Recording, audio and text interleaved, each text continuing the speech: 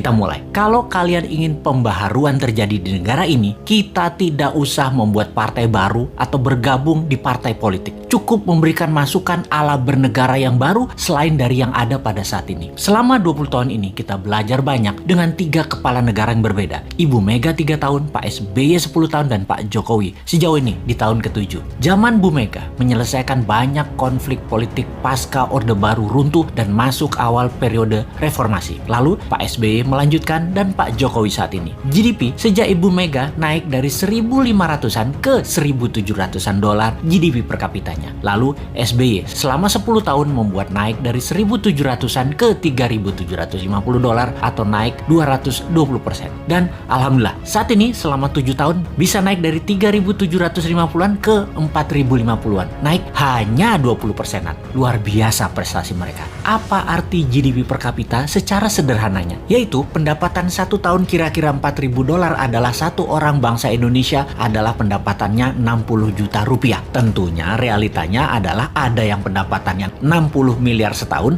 ada yang nol, nggak menghasilkan apa-apa. Ini tercatat di indeks Gini namanya atau Gini rasio yang kalau kita bawa ke sini merah semua kuping pejabat sekarang. Faktanya indeks Gini adalah gaps kaya miskin terlalu lebar dan 3 presiden terakhir berusaha memperkecil jarak ternyata tidak berhasil juga. Atau bahasa lainnya, perbedaan kaya miskin yang melebar itu adalah pemerintahan tidak bisa membawa keadilan yang hakiki secara ekonomi akar rumput. Maklum, yang kaya, yang mengendalikan 70% peredaran uang ekonomi nasional adalah hanya 10%.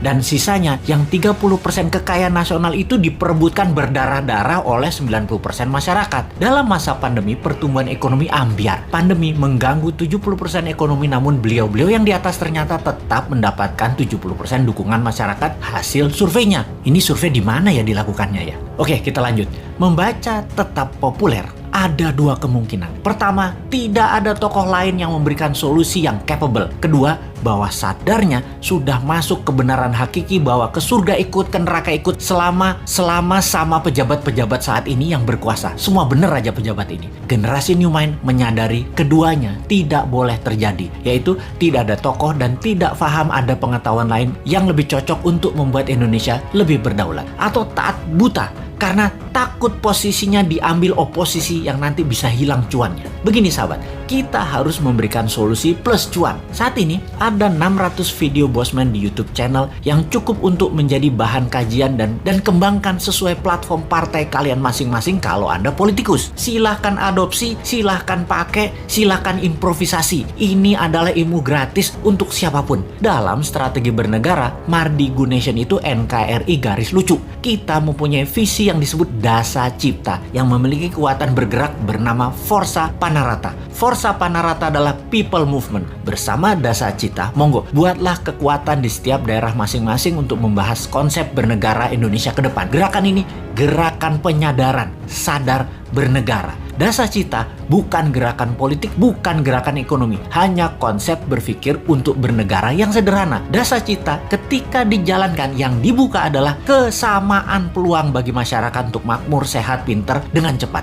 Dalam bergerak bersama membangun visi Dasa Cipta, jangan berharap banyak nantinya akan menjabat seperti relawan-relawan terdahulu. Jawabannya adalah tidak mungkin. Misalnya, mendukung Dasa Cipta, menjadikan bagian komunitas Forza Panarata, membangun kekuatan diskusi-diskusi di daerah masing-masing lalu berharap jadi komisaris BUMN. Ya nggak mungkin. New Mind pegang pemerintahan, ya BUMN-nya dari 800 tinggal 20. Piejal. Gak bisa kan ngarepin komisaris? Ya ngapunten, maaf. Mau jadi menteri di berbagai kementerian, jumlah kementerian akan disederhanakan, berkurang tinggal 70%-an dari saat ini dalam 10 tahun ke depan. Tentara juga dalam 10 tahun ke depan tinggal 60% jumlah personilnya, namun powernya naik 10 kali lipat dari yang sekarang. Pegawai negeri akan berkurang 30%, juga diganti dengan pegawai kontrak yang tidak lebih 5 tahunan bekerja di kepegawaian, di mana mereka yang mampu baru diangkat jadi pegawai negeri. Nah, swasta yang sangat diuntungkan karena dalam 2 tahun setelah New Mind mengelola pemerintahan, bunga 0%, deposito 0%, bunga pinjaman 0%. Ini ngeri pertumbuhan ekonominya karena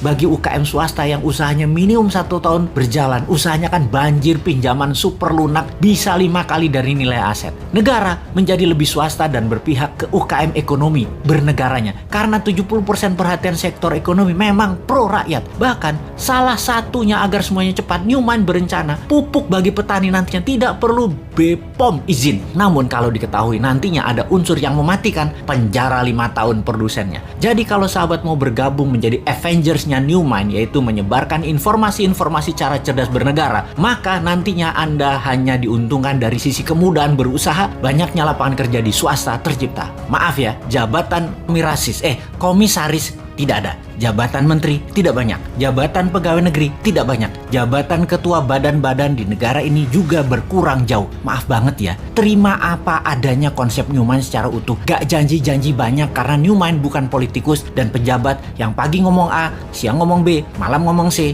di rumah ngomong D, kelakuannya E. Gak ngerti kami gitu-gituan. Jangan ajari kami hal-hal semacam begitu. Cukup kalian yang old mind saja yang pakai. Silahkan pakai sampai Newmind pegang kendali di 2024. Pokoknya sekarang tugas sahabat dimanapun, ayo mulai membangun diskusi-diskusi kecil, isi video-video bos